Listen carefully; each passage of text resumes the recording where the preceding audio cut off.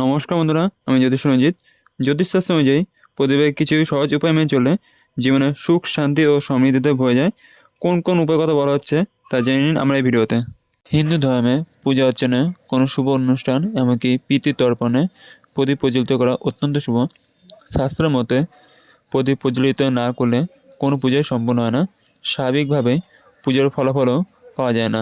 আবার বাস্তুশাস্ত্র অনুযায়ী বাড়িতে নিয়মিত প্রদীপ জ্বালালে পরিবারের সুখ সমৃদ্ধি বজায় থাকে।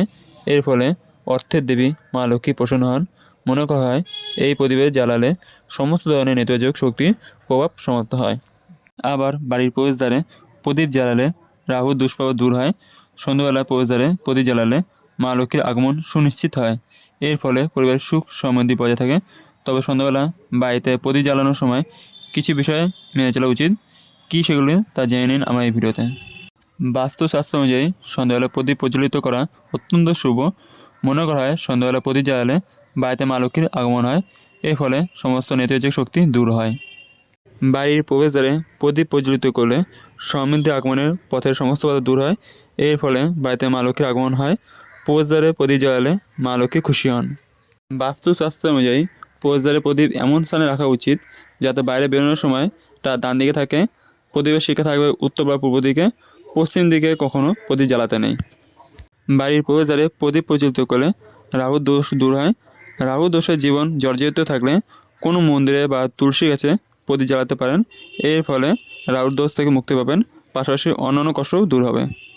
হিন্দু ধর্মে মাঙ্গলিক কাজের সময় মন্ত্র উচ্চারণ করা হয়ে থাকে। কোনো শুভ কাজে যাওয়ার সময় মন্ত্র উচ্চারণ করা আবশ্যক। তেমনি সন্ধ্যাবেলা প্রদীপ প্রজ্বলিত করার সময় পুরাণে উল্লেখিত মন্ত্র জপ করার কথা বলা হয়। এই মন্ত্রোচ্চারণের মাধ্যমে প্রদীপ প্রজ্বলিত করলে জীবনের লাভ অর্জন করা সম্ভব হয়। রাহু কেতুজনিত দোষের কারণে নানা সমস্যা দেখা দেয়, যেমন নিদ্রাভাব, কাজ ভেসে যাওয়া, কুকর্মের প্রতি আকর্ষণ বৃদ্ধি। আপনার সঙ্গে এমন কিছু হলে সকাল সন্ধ্যা তিলের তেলের প্রদীপ প্রজ্বলিত করুন। এর ফলে রাহু কেতুর দোষ থেকে মুক্তি পেতে পারেন। আর্থিক সমস্যা ঘিরে থাকলে প্রদীপের এই উপায়টি করে দেখতে পারেন। এর জন্য মা লক্ষ্মীর সামনে প্রতিদিন 7মুখী প্রদীপ প্রজ্বলিত করুন। 7টি তুলোর বাতি 7টি মুখে প্রদীপ প্রজ্বলিত করে মা মহালক্ষ্মী মন্ত্র জপ করুন। এর ফলে ধনাগমনের পথ প্রশস্ত হবে। প্রতিদিন সন্ধ্যাবেলা ঠাকুর ঘরে প্রদীপ প্রজ্বলিত করে ওম শ্রীং হ্রিং কমলে কমলায় প্রসিদ শ্রীং হ্রিং শ্রীং ওম মহালক্ষ্মী নমঃ এই মন্ত্রটি 108 বার জপ করুন।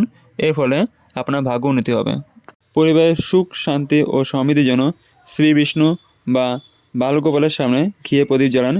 এ সময়ে ওম নমো ভগবতে বাসুদেবায় অথবা ক্রিং কৃষ্ণায় নমঃ মন্ত্র জপ করুন। সম্পূর্ণ ভিডিও দেখার জন্য আপনাদের অসংখ্য ধন্যবাদ। ভিডিওটি ভালো লাগলে লাইক, শেয়ার আর আপনাদের কোনো মন্তব্য থাকলে কমেন্টে জানাবেন এবং চ্যানেলটিকে সাবস্ক্রাইব করে বেল আইকন অন করে পাশে থাকবেন।